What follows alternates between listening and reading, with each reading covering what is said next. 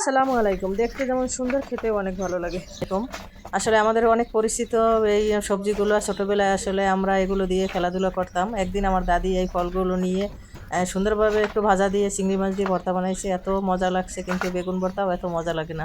আসলে এগুলো আমরা তিত বেগুন বলে জানি। আপনারা কী নামে জানেন কমেন্ট করে জানিয়ে যাবেন। আর আপনার এলাকায় এগুলো কী নামে পরিচিত তাও বলে যাবেন।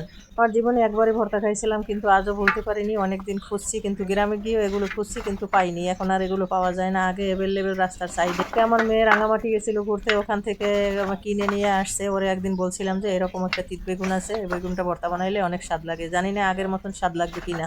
আমার দাদি চিংড়ি মাছ দিয়ে ভর্তা বানাইছিল। আসলে গ্রাম দেশে আগে চিংড়ি মাছ অনেক পাওয়া যেত। ছাবি পাতলেও অনেকগুলো চিংড়ি মাছ পাওয়া যেত। বেশি করে চিংড়ি মাছ দিয়ে ভর্তা বানাইলে ভর্তা অনেক মজা লাগতো। কিন্তু আজও ওই ভর্তাটার স্বাদ মুখে লেগে আছে, কিন্তু ওই স্বাদটা পাবো কিনা জানি না। এগুলো আসলে পাইয়ে অনেক খুশি হইলাম ভর্তা বানানোর জন্য। আর দেখেন বেগুনের মতনই বেশি, এগুলো দেখতে বেগুনের মতনই খেতে। আসলে চামড়াটা একটু মোটা, বেশি করে ভাজা দিয়ে নিতে হয়। ও ভর্তার রেসিপি আপনাদের সাথে আমি শেয়ার করব পরবর্তী ভিডিওতে। তবে ভিডিওটা সম্পূর্ণ দেখে কমেন্ট করে জানিয়ে যাবেন এগুলো আপনারা কী নামে চেনেন, আর আপনাদের ওখানে কী নামে পরিচিত তাও জানিয়ে যাবেন। আপনারা এগুলো খাইছেন কিনা তাও জানিয়ে যাবেন।